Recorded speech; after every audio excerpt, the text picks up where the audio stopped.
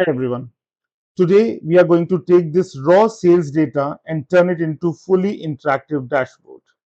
Look, if I select a particular region, the dashboard changes automatically. Let me do it one more time for everyone. Let's say we need north and south. I can filter by products, filter by dates, and immediately analyze the part of my business. And we are going to build the whole thing from the scratch today in a Google Sheet. And actually, this video wasn't originally in my plan. After I uploaded my Excel dashboard tutorial, one of you left this comment asking me to create dashboard in Google Sheet as well. I thought that's a great idea. So here we are. In fact, it was not part of the plan. I planned to go for a different series after this, but this was actually fitting in the process and I really liked it. So I thought I'll just build it right away. So now that we have seen what the end result looks like, let's build this from the scratch in a Google Sheet. Please pay attention because Google Sheets are different than your normal Excel data. Now let's start making the dashboard.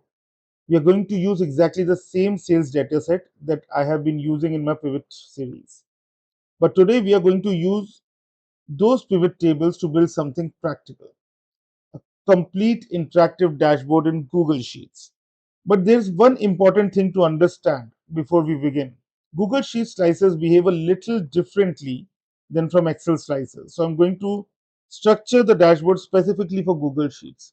If you want to understand how it is done in the pivot in an Excel directly, then you can watch my previous videos where I created this whole sheet for you guys. But let's go back to the Google Sheets now. Now, like I was saying, that the Google Sheets work a little different. So let's start from the beginning. Like I always say, it is always good if we already have in mind that how my dashboard will look like. So this empty space is going to be a dashboard in some time. But how I prefer doing it, I first make a dummy place where I decide what all will be there. So I will add probably slicers of region, product sales, order status, etc.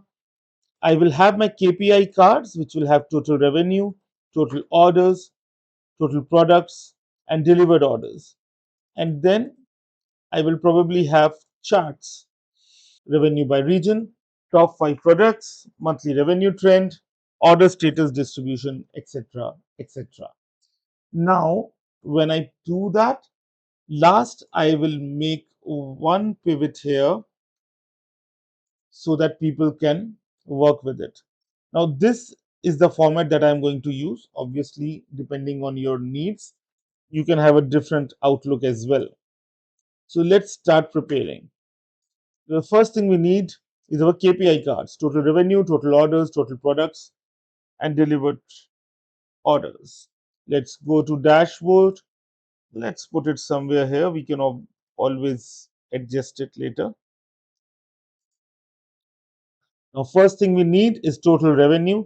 Let's build for total revenue and then I'll continue building for rest of the things. The reason I am doing that is so that you guys can quickly come to the conclusion of how it is being built. Now, I'm not going to teach the pivot one more time throughout. I have a 5-part series for that. Do go ahead and watch that if you have not watched it till now.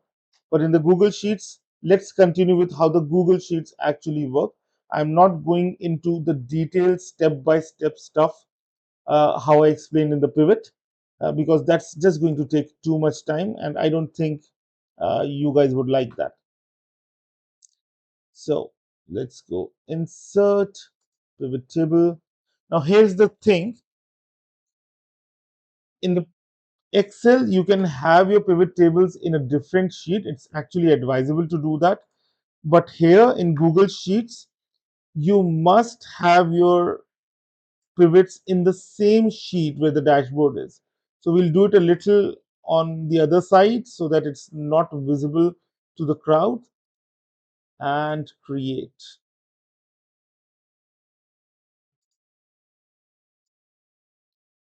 right?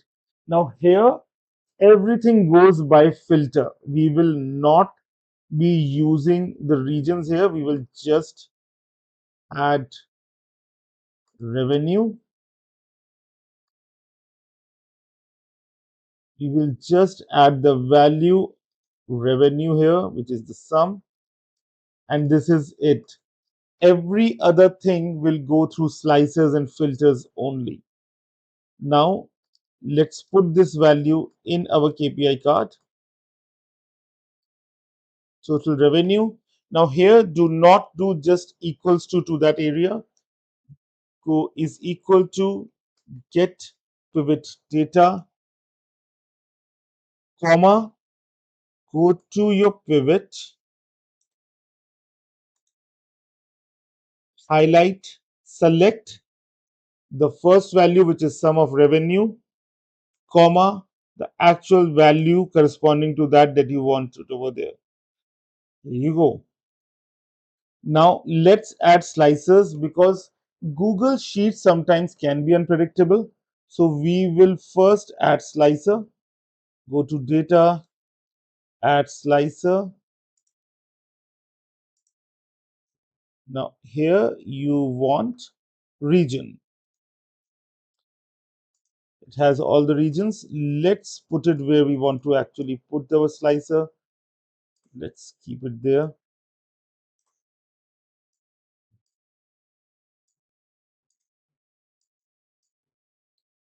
It's a one-time activity. Once you are able to do that, I think rest everything will fall in place any which way. Adjust it a little. Now look at this.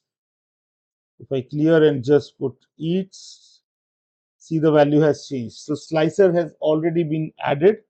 So you will be able to see everything here. Let's put another slide, another pivot for total orders. Again, select everything, insert pivot, go to existing sheet. Always remember it has to be in the same sheet, very important.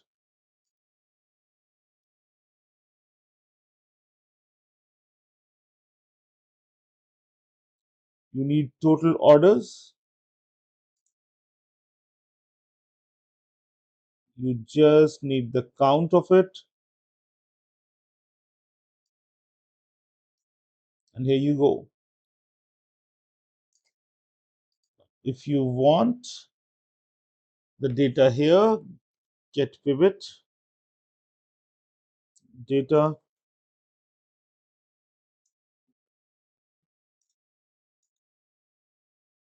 select count of order, comma, the corresponding value that you need, bracket close 630. Now here's the thing, the most important thing here. There's one difference between the slicer in Excel that I was using. Here I have to manually go and connect all the slicers together. Here I need to go and select all the pivots that I want to be added in the slicer. But here every slicer already acknowledges every pivot within the same sheet. Now you look here. If I select everything, you see, while I created the slicer when I was checking for the total revenue, the total order has also changed every time I make a change. Let me show it one more time. Let's go for only north. See? So slicers are already connected throughout. Now we need total product. Again, we need another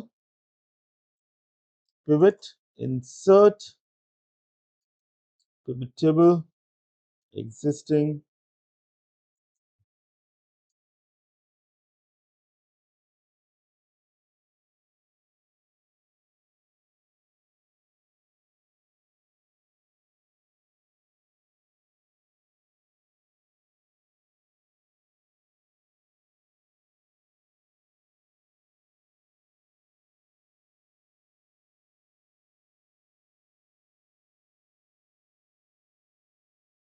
Here you have total 582 products.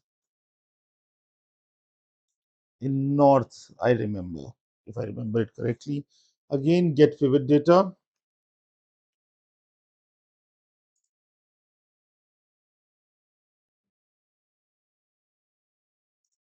select this, comma, select this, enter, and here you go.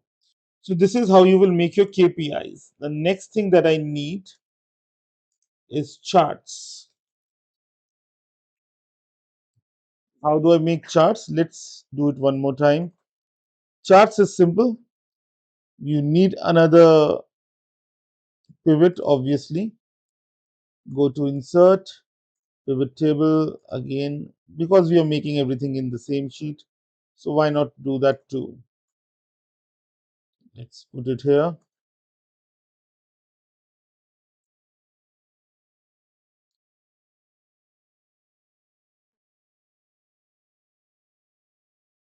Charts are simple. Just select, insert, chart.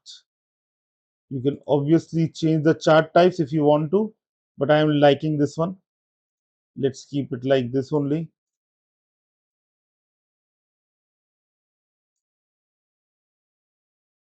You can obviously beautify it if you want to. There is no issue doing that.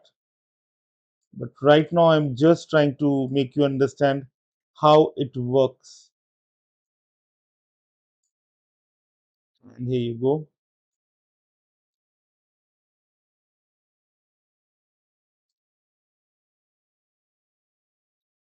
Similarly, you can have other charts as well. Like I said, revenue, top 5 products, monthly revenue trends, order status distribution, etc. etc. You can definitely have it. And in the end, like I said, I would really like to have one pivot in the end which shows everything. So let's make another pivot. I am going to do a shortcut this time. Control V. We have selected this. Let's remove region, or rather have region here, and we will add the products here. So it will give you the exactly same kind of look that we had in the Excel here. But yes, we will still have to beautify it. But you get the picture, right? That how the total revenue, total order, total product, everything will come. And this is how your dashboard will look like. I will not waste your time creating the whole dashboard from the scratch with you guys. You guys understand the funda from here. Let me just rebuild it. Let me just build the whole thing and say and just show it to you guys. So once we are done with creating all the different pivot tables and the charts, this is how the dashboard will look like. Of course, we can continue to beautify it more and more. You can probably change the font, change the background color, add some conditional formatting, etc. etc. But in a nutshell, this is how it will work. But yes, of course, you can, depending on your style of working and depending on how your stakeholders want to see things, you can obviously customize it. But it simply requires slicers, a little bit of imagination.